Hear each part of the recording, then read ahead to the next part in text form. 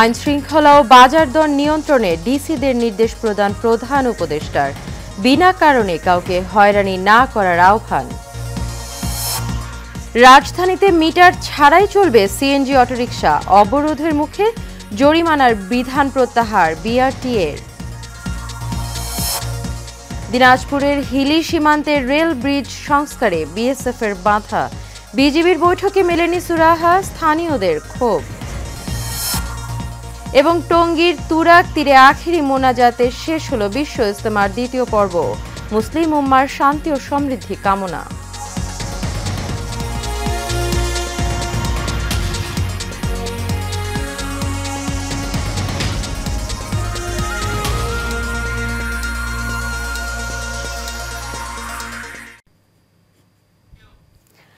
স্বাগত এশিয়ান নিউজে। পুরো সময় জুড়ে আপনাদের সঙ্গে রয়েছে আমি অরণ্যবিন্দু ইউনুস। এতক্ষণ শুনছিলেন বিআরবি কেবল ইন্ডাস্ট্রিজ লিমিটেড সংবাদ শিরোনাম। চলে যাব পুরো খবরে। 3 দিন ব্যাপী জেলা প্রশাসক সম্মেলনের উদ্বোধন করেছেন অন্তর্বর্তী সরকারের প্রধান উপদেষ্টা ডক্টর মোহাম্মদ ইউনুস। সকালে প্রধান উপদেষ্টার কার্যালয়ের শাপলা হলে সম্মেলনের উদ্বোধন করেন তিনি। এবারের ডিসি সম্মেলনে সারা দেশ থেকে 353টি প্রস্তাব উঠেছে। এর মধ্যে সর্বোচ্চ গুরুত্ব পাচ্ছে দেশের আইন শৃঙ্খলা পরিস্থিতির উন্নয়ন, এছাড়াও জনসেবা, জনদুর্ভোগ, রাস্তাঘাট নির্মাণ, আইন কানুন ও বিধিমালার সংশোধন এবং জনস্বার্থের বিষয়গুলোকে অগ্রাধিকার দেয়া হবে এই সম্মেলনে। জানা গেছে ডিসি সম্মেলনে এসব প্রস্তাব উপস্থাপন করবেন অংশগ্রহণকারী ডিসি ও বিভাগীয় কমিশনাররা। এবারে ডিসি সম্মেলনে বিভিন্ন মন্ত্রণালয় ও বিভাগের সঙ্গে মোট 34টি কার্য অধিবেশন অনুষ্ঠিত হবে। পাসপোর্ট করা হয়নি বলছে যে এখন জমি রেজিস্টার করতে পারছি না, অমুক করতে পারছি না। অনলাইনের জন্য এক জেলা ফার্স্ট হবে বলে আমি সবটা করে ফেলেছি, অথবা আমি ই পাসপোর্ট করে ফেলেছি। এটা 100% আমার জ্ঞান। আমি জমির যত কাজ আছে সব অনলাইন করে ফেলেছি, ফার্স্ট হয়েছি আমি। এটা তো হতে পারে, আমি সেকেন্ড হতে পারি, থার্ড হতে পারি, আমি লাস্ট হতে পারি। হবে না সে কথা ঠিক না। যাদের মধ্যে হয়েছে তারা কে কোন স্তরে আছে, এটাতে আমার যোগ্যতা, আমার কৃতিত্ব।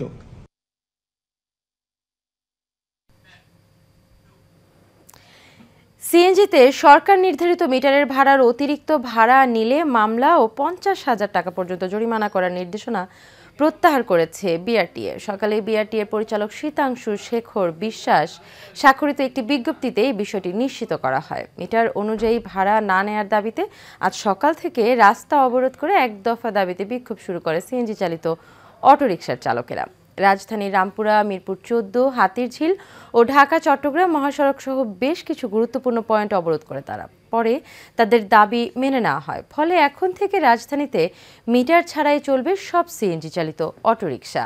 বিআরটিএর এই পদক্ষেপে নিজেদের অবরোধ কর্মসূচি প্রত্যাহার করে নিয়েছেন সিএনজি চালিত অটোরিকশা চালকরা। সকাল 10:30টার পর থেকে ধীরে ধীরে আবার স্বাভাবিক হতে শুরু করেছে ট্রাফিক পরিস্থিতি।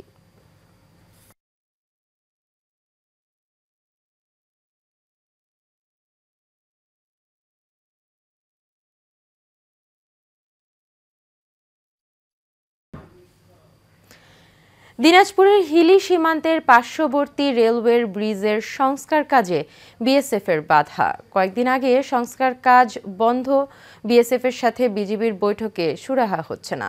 এদিকে সংস্কার কাজে বাধা দেয়ায় ক্ষোভ জানিয়েছে স্থানীয়রা। তবে বিজিবি বলছে বাধা দেওয়ার কথা নয়, আমরা তাদের সাথে যোগাযোগ করছি। শাহিনুর আলমের পাঠানো তথ্য ছবিতে বিস্তারিত জানাচ্ছেন শেখ ফাহিম। দিনাজপুরের হিলিতে ভারতের সীমান্তের কাছে একটি রেল ব্রিজের নিচের অংশের পাথর সরে যাওয়ায় তা সংস্কারের উদ্যোগ নেয় বাংলাদেশ রেলওয়ে কর্তৃপক্ষ। কিন্তু কাজ শুরুর কয়েক ঘন্টার মাথায় তাতে বাধা দেয় বিএসএফ। পরবর্তীতে বিষয়টি নিয়ে বিজিবি ও বিএসএফের সাথে পতাকা বৈঠক সহ নানাভাবে আলোচনা হয়। সেই মোতাবেক আবারও বিজিবির পক্ষ থেকে রেলওয়ে কর্তৃপক্ষ কাজ শুরু করলে ফের কাজে বাধা দেয় বিএসএফ। এদিকে নিজেদের দেশের কাজে বিএসএফ বাধা দেয়ায় ক্ষোভ প্রকাশ করেছেন স্থানীয়রা। দেখতেছি 3-4 দিন আগে এখানে খোয়া বালু নিয়ে আসে, মানে এই যে ব্রিজের কাজ করার জন্য নাকি নিয়ে আসছিল, কি যেন একটা মাধ্যমে কারণে যে কাজ বন্ধ রয়েছে। বিজেপি এবং বিএসএফের পতাকা বৈঠকের মাধ্যমে সমাধান হওয়ার কথা ছিল, একবার দুইবার এরকম চলছে, তারপরে সমাধান আসছে না। আমাদের দেশে আমরা কাজ করব, বারংবার দেখি যে বর্ডার এলাকায় আমরা বসবাস করি, আসার পরে দেখা যায় যে বিএসএফ যে কোনো কিছুতেই বাধা প্রদান করে, এটা ঠিক না। ব্রিজের সংস্কার কাজ করার ব্যাপারটি বিএসএফকে জানানোর পরও কেন তারা বাধা দিল, বিষয়টি জানতে চাওয়া হয়েছে বলে জানান বিজিবির এই কর্মকর্তা। ফকিরপাড়াতে রেলের ব্রিজ সংস্কারে কোনো সমস্যা হয়েছে কিনা বা কি অবস্থা স্যার? না না না, সমস্যা হবে কেন? ওরা কাজ করতে গেছিল প্রথম দিকে, বোধহয় বিএসএফ এর তরফ থেকে তারা একটু জানতে চেয়েছিল, বিষয়টা আমরা জানিয়েছি। আর রেল কর্তৃপক্ষ তাদের কাজ করবে, সমস্যা হওয়ার কোনো কথা তো নেই। তারা আবার কাজ করতে গিয়েছিল, পরে আবার বিএসএফ বাধা দিয়েছে, আজকেও তারা বন্ধ করে রাখছে। আমি একটু জেনে নেই। দেশের বিভিন্ন অঞ্চলে যোগাযোগের জন্য ব্রিটিশ আমলে নির্মাণ করা হয় এই rail line. Sheikh Fahim, Asian television. দ্বিতীয় পর্বের বিশ্ব ইজতেমার আখিরি মোনাজাত আজ। ইজতেমার অনুষ্ঠিত হচ্ছে মাওলানা সাদ অনুসারীদের অংশগ্রহণে। রোববার বেলা 12টায় আখিরি মোনাজাত পরিচালনা করবেন মাওলানা সাদ কান্ধলবির ছেলে ইউসুফ বিন সাদ। আখিরি মোনাজাতের আগে হেদায়েতি কথা বলবেন মাওলানা ইউসুফ বিন সাদ। আখিরি মোনাজাত উপলক্ষে নিরাপত্তা নজরদারি বাড়িয়েছে গাজীপুর মেট্রোপলিটন পুলিশ। ইজতেমা শেষে বাড়ি ফেরা মুসল্লিদের যাতায়াত সুবিধার জন্য 8টি বিশেষ ট্রেনের ব্যবস্থা করেছে রেলওয়ে বিভাগ। এদিকে এখন পর্যন্ত ইজতেমা ময়দান থেকে 3 জনের মৃত্যুর খবর পাওয়া গেছে।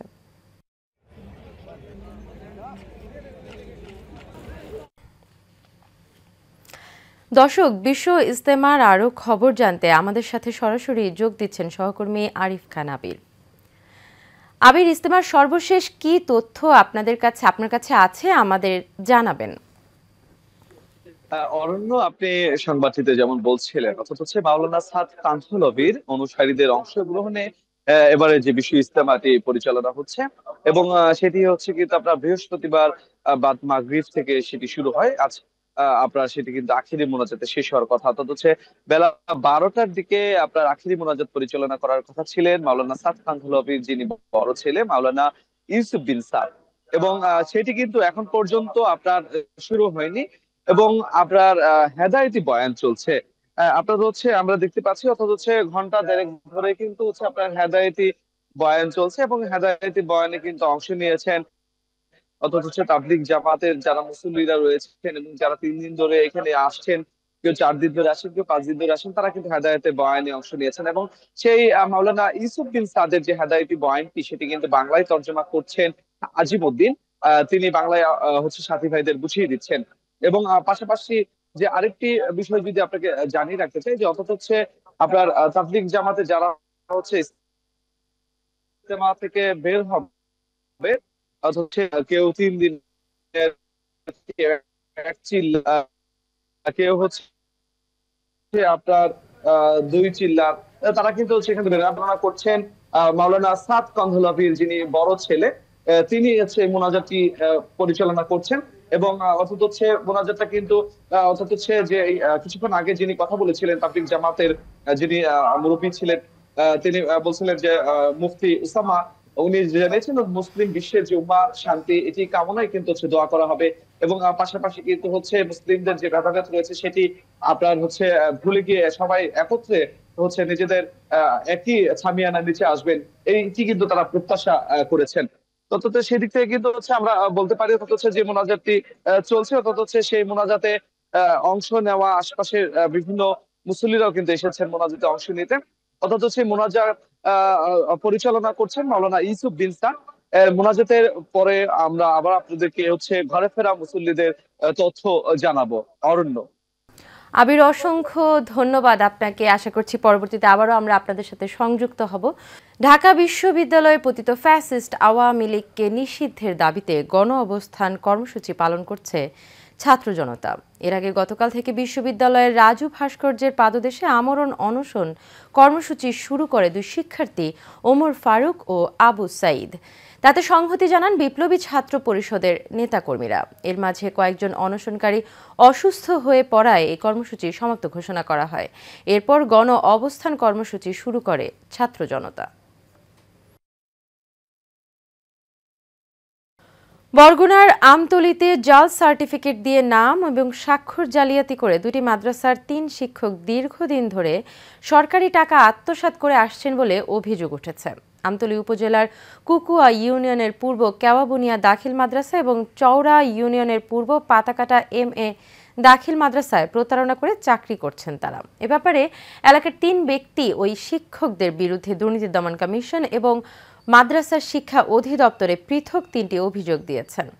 সজীব আহমেদের তথ্য এবং ছবি আরও জানাচ্ছেন মাজহারুল আমিন শুভ। বরগুনার আমতলীর 3 শিক্ষকের বিরুদ্ধে উঠেছে জালিয়াতির অভিযোগ। জাল সনদ, স্বাক্ষর জালিয়াতি সহ বছরের পর বছর সরকারি অর্থ আত্মসাতের ঘটনায় তাদের বিরুদ্ধে দুদকে অভিযোগ দেওয়া হয়েছে।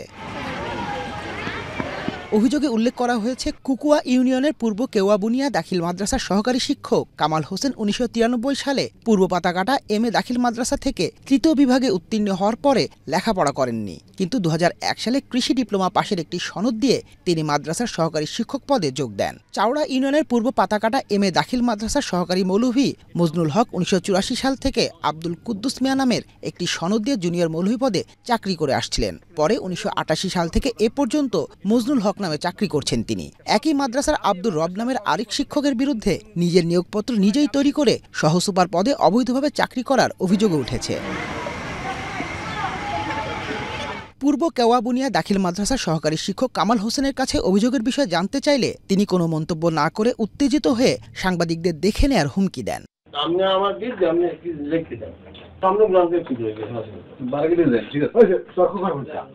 আর পূর্ব পাতাকাটা MA দাখিল মাদ্রাসার শিক্ষক মজনুল হক ও আব্দুর রবের কাছে অভিযোগের বিষয়ে জানতে চাইলে তারা বলেন, একটি কুচক্রী মহল অপপ্রচার চালাচ্ছে। এটা আমার প্রতি একটি ষড়যন্ত্র এবং আমাকে প্রতিপন্ন করার জন্য একটা অপপ্রচার। সম্পূর্ণ মিথ্যা। আমি এই মাদ্রাসার সহ সুপার পদে একাল প্রায় 1949 থেকে, ওনাকে আমি আনছি 1987 সালে। সহ সুপার পদ দাবি করে সহ সুপার পদে সে নিয়োগ যোগদান এটা করছে, এটা ওনার নিজের হাতে লিখিত। এদিকে আমতলী উপজেলা দুর্নীতি দমন প্রতিরোধ কমিটির সভাপতি বলেন, অবৈধ পন্থায় সরকারি অর্থ আত্মসাৎ করার বিষয়টি দুর্নীতি দমন কমিশন দেখবে এবং পরবর্তী ব্যবস্থা গ্রহণ করবে।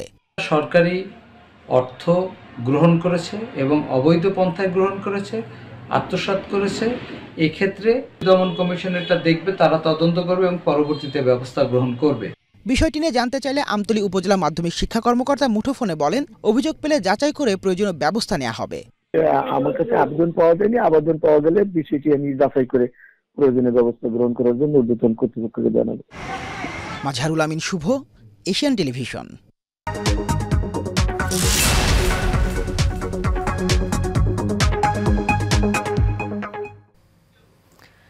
কৃষি নির্ভরশীল জেলা গাইবান্ধায় প্রথমবারের মতো চাষ হয়েছে ভিনদেশি সবজি বিটরুট। খরচ কম হয় ও ভালো দাম পাওয়ায় লাভবান হয়েছেন কৃষক। তাই ভবিষ্যতে বাণিজ্যিকভাবে বিটরুট চাষে আগ্রহ বাড়ছে কৃষকদের। তৌহিদুর রহমান তুহিনের তথ্য এবং ছবিতে আরও জানাচ্ছেন শেখ ফাহিম। গাইবান্ধা ফুলছড়ি উপজেলার কাঞ্চিগ্রাম ইউনিয়নের ভাসানপাড়া গ্রামের কৃষক বেলাল হোসেন তার জমিতে পরীক্ষামূলকভাবে চাষ করেছেন বিটরুট। প্রথমবার চাষ করেই ভালো ফলন পেয়েছেন তিনি। বিটরুটকে সুপারফুড হিসেবে গণ্য করা হয়, যা নানা পুষ্টিগুণ ও ঔষধি গুণসম্পন্ন। বেলাল হোসেনের সফলতা দেখে স্থানীয় অনেকেই এখন বিটরুট চাষে আগ্রহী হয়েছে। অন্য মনে করো সবজির থেকে এটা খুব লাভজনক। আমার কৃষি অফিস থেকে ভালো সহযোগিতা করতেছে এবং আমাকে খালি না, সারা ফুলছড়ি ইউনিয়ন, সারা ফুলছড়ি আমরা মনে করো কৃষি অফিস থেকে সহযোগিতা পাচ্ছি আমরা কৃষক ভাইরা। বিটরুট খুবই ভালো হয়েছে, খুবই ফলন দেখা যায় ভালো। বিটরুটের অনেক আছে, গুণ আছে। এদিকে শুরু থেকে কৃষক বেলাল হোসেনকে কারিগরি সহায়তা দিয়ে আসছেন উপজেলা কৃষি সম্প্রসারণ অধিদপ্তর। এই ফসলটা তো লাভজনক ফসল এবং অনেক বেশি চাহিদা আছে। তো আমাদের উপজেলায় এটি চাষ শুরু হয়েছে। আশা করি যে ভবিষ্যতে এটি কৃষক ভাই লাভবান হবেন এবং ভবিষ্যতে ওনার দেখা দেখি আরও এটি আমার চাষটি সম্প্রসারণ হবে, এটি আমি আশা করছি। কৃষি বিভাগের সহায়তা ও সঠিক বাজার ব্যবস্থাপনা নিশ্চিত করা গেলে ভবিষ্যতে বাণিজ্যিকভাবে বিটরুটের চাষে ভালো সম্ভাবনা আছে বলে আশা প্রকাশ করেছেন কৃষি সম্প্রসারক অধিদপ্তর। শেখ সোহাগ, এশিয়ান টেলিভিশন। শেষ করব এশিয়ান নিউজ, তবে যাবার আগে বিআরবি কেবল ইন্ডাস্ট্রিজ লিমিটেড সংবাদ শিরোনামগুলো জেনে নেব আরও একবার।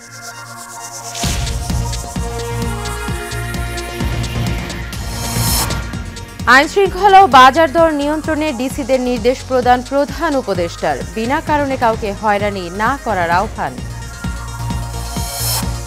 রাজধানীতে মিটার ছাড়াই চলবে সিএনজি অটোরিকশা, অবরোধের মুখে জরিমানা বিধান প্রত্যাহার বিআরটিএর। দিনাজপুরের হিলি সীমান্তে রেল ব্রিজ সংস্কারে বিএসএফের বাধা, বিজিবির বৈঠকে মেলেনি সুরাহা, স্থানীয়দের ক্ষোভ। এবং তুরাগ তীরে আখেরি মোনাজাতে শেষ হলো বিশ্ব ইজতেমার দ্বিতীয় পর্ব, মুসলিম উম্মার শান্তি ও সমৃদ্ধি কামনা।